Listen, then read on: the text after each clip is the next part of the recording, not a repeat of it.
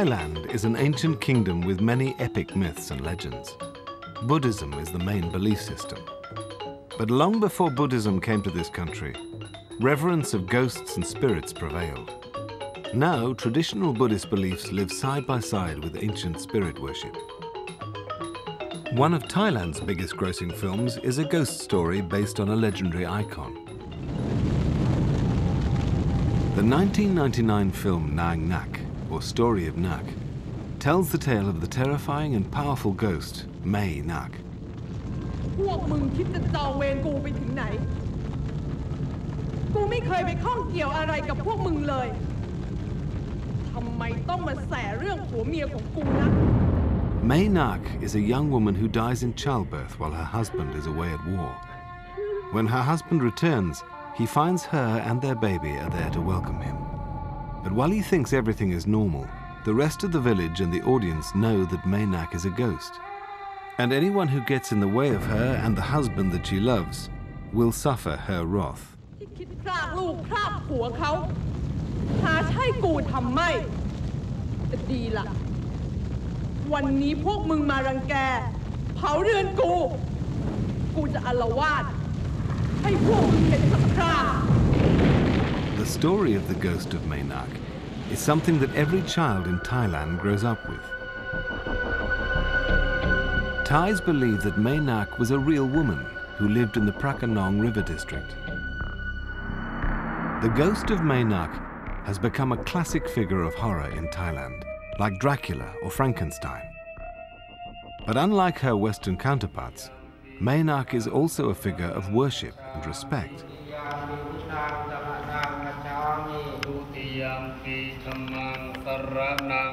This is the Mahabut temple outside Bangkok. It's believed that the site of this shrine is her final resting place. Here, people come to worship and pray to the ghost of Mae Nak. Mae Nak's loyalty to her family after death means she has a special place in the hearts and minds of Thai people. I think she'd be worshipped partly because she is this strong figure of womanhood in Nang Nak. There's her strength as the good wife, as a good model of femininity, even though she's also a scary figure, but at the same time she's a figure of the faithful wife. And another struggle that's present in the film is between her female will and the patriarchal institutions of Buddhism. That the monks have to keep telling her, you need to back off and stick with the Buddhist order, stick with the law, stick with the patriarchal line, which is in charge, in power in this country. And she keeps fighting that throughout the film. She insists on, no, what about my family? What about our love? What about our connection? And the film gives voice to that, gives voice to this other set of authority, this other perspective.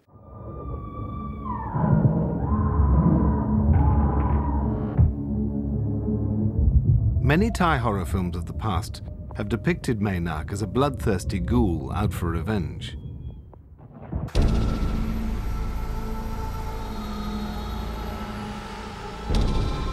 Director Non Zi's version brought the familiar legend to life as a period drama based on historical research.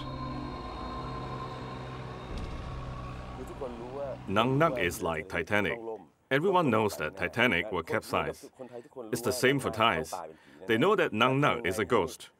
How can I take a story that everyone knows and make it interesting? It's through historical research that we made it come to life.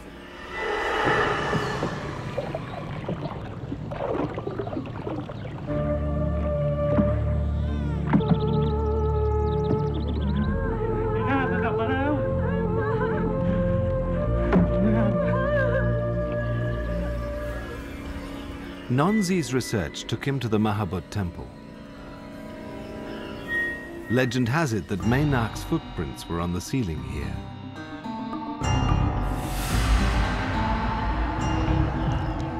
In the film, we see her appearing to a frightened crowd.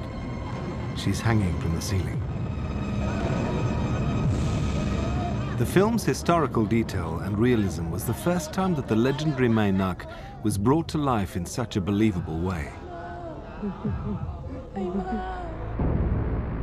Such was the fear this triggered in audiences that people were frightened of the actress who played Mainak, Indira Chirampura. At a screening of the film, I came out of the theater a bit earlier.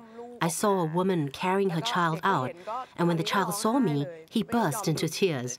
I wanted to comfort him, but he just cried even more because he remembered me as the ghost in the film.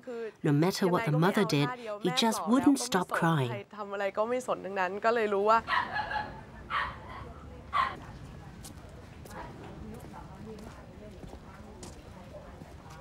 Nunzi found the horror not by making Mainak a monster, but by using Thai superstitions about the natural world to create a fear surrounding her.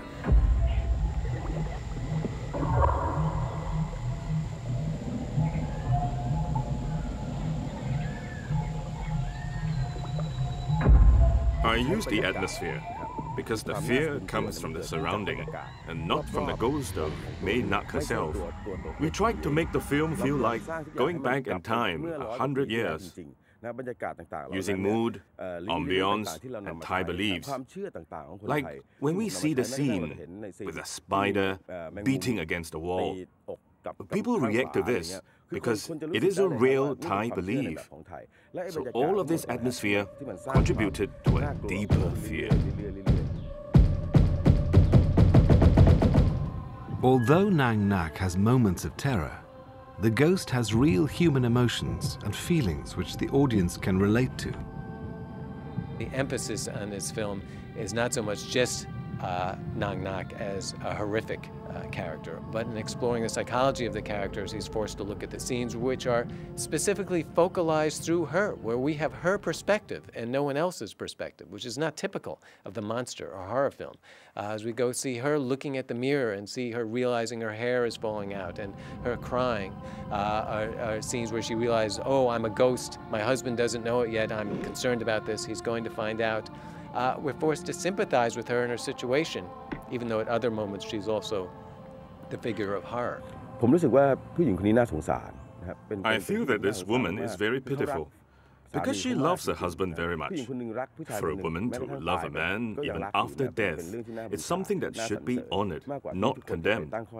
It's this idea that motivated me, gave me inspiration to make this film. It is this profound belief in the story they were telling that meant the film captured the essence of why Mainak is both feared and revered in Thailand. Traditional legends will always have a place in horror cinema, whether it be Dracula or Nang Nak. But as countries like Thailand move from the rural to the urban, ghost stories are moving away from folktales to modern media.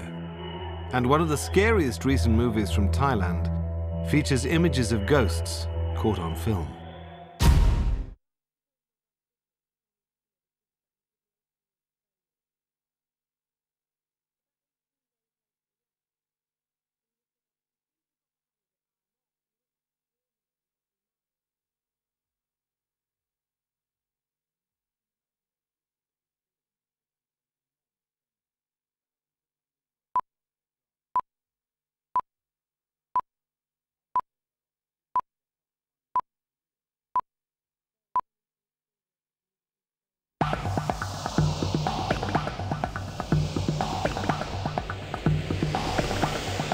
Driving the streets of nighttime Bangkok, the mind can play tricks on you.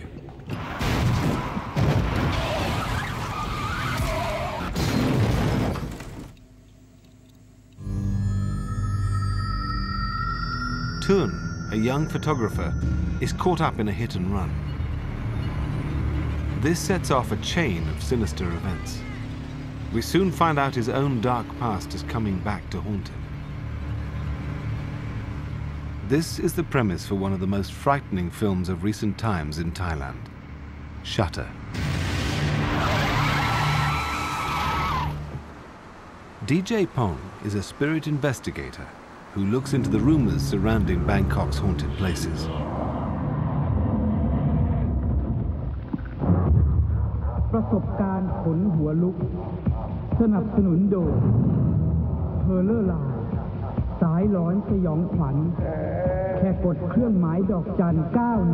He reports his findings on a weekly radio show. Hundreds of listeners call in to share their spooky encounters. แต่ก็ภาพที่เห็นคือว่าเห็นเป็นร่างคนนะคะเป็นแบบไม่รู้ว่าเขาเป็นผู้หญิงหรือผู้ชายแต่ว่าเป็นร่างเปล่าๆค่ะแต่ว่าสิ่งที่เห็นชัดที่สุดก็คือค่อยๆเดินไปคือตอนนั้นแบบใจก็เต้นแรง Over the years, his listeners have sent in strange photographs which they believe have captured real ghosts on film. เขาก็ค่อยๆเดินไป DJ Pong believes that the ghosts appear on the photos to convey a message to the living. เขาก็เดินเข้าไปในห้องน้ำ ความเชื่อที่ทำไมวิญญาณถึงสื่อสารกับ Why do spirits communicate with people? It's a natural phenomenon. The spirit will do so if there is enough motivation, like love, jealousy, anger, or revenge. รักมากห่วงมากโกรธมากหรือแค้นมาก กลับไปบ้านนะคะไปหาคุณแม่ DJ Pong and his spirit photos inspired two young filmmakers to make Shutter, a film that plays up the idea of haunted photographs. Directors Park Poom Wongpoom and Bang Jong Pisanatakung grew up listening to DJ Pong and stories about haunted photos and decided to turn it into their first feature film. มันมีครั้งหนึ่งตอนเด็กๆได้ดูแบบเหมือนช่วงสั้นๆของรายการทีวีอะไรอย่างเงี้ยครับ Once, when I was young, I saw a program on television, and there was a spirit photo, and it left an impression on me. I remembered this when we were developing the plot, and I thought people would be fascinated by it. คนทั่วๆไปต้องสนใจประเด็นนี้แน่นอนอะไรอย่างเงี้ยฮะ The film uses the idea of haunted photos to reveal the story of Natra, a young woman violently betrayed by Tuan, her photographer boyfriend. Natra is not a ghost who acts senselessly, but a complex character with a motivation that brings an added dimension to the traditional ghost story.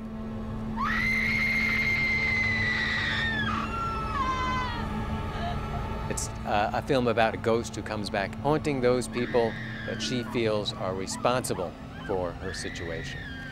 This is something else that's common to a lot of these Asian horror films. It's some kind of indebtedness, that it's some kind of guilt that people need to pay for the past. As the film unravels, we discover that Natra has suffered a grave injustice at the hands of Tuan and his friends.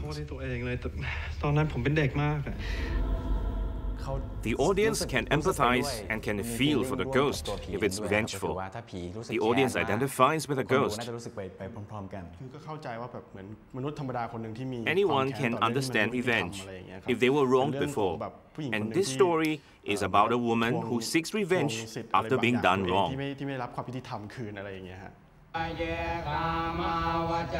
In line with Thai Buddhist beliefs, Tuan and his girlfriend cremate Natra so her soul can be reincarnated. They think this will absolve them. But it's when this fails to appease her, she becomes unpredictable, and the real haunting begins. One by one, Tuan's friends meet their demise through a series of mysterious suicides. It's only a matter of time before things catch up with him. The ghost of Natra represents Tuan's own bad karma coming back to haunt him. I think it's very obvious in the story that it's about karma. Karma is a very important matter. We are taught that whatever we do in this life or a previous life has a consequence which will come back to you. It will always return to you. Karma is the inevitable consequence of a person's actions. Shutter uses the conventions of suspense to prey on this notion of karma, which is a deep-rooted belief in Thailand.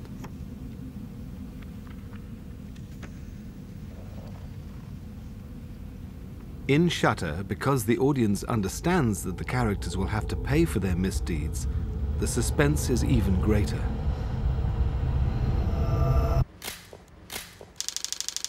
And filmmakers Ban Jong and Park Poom have applied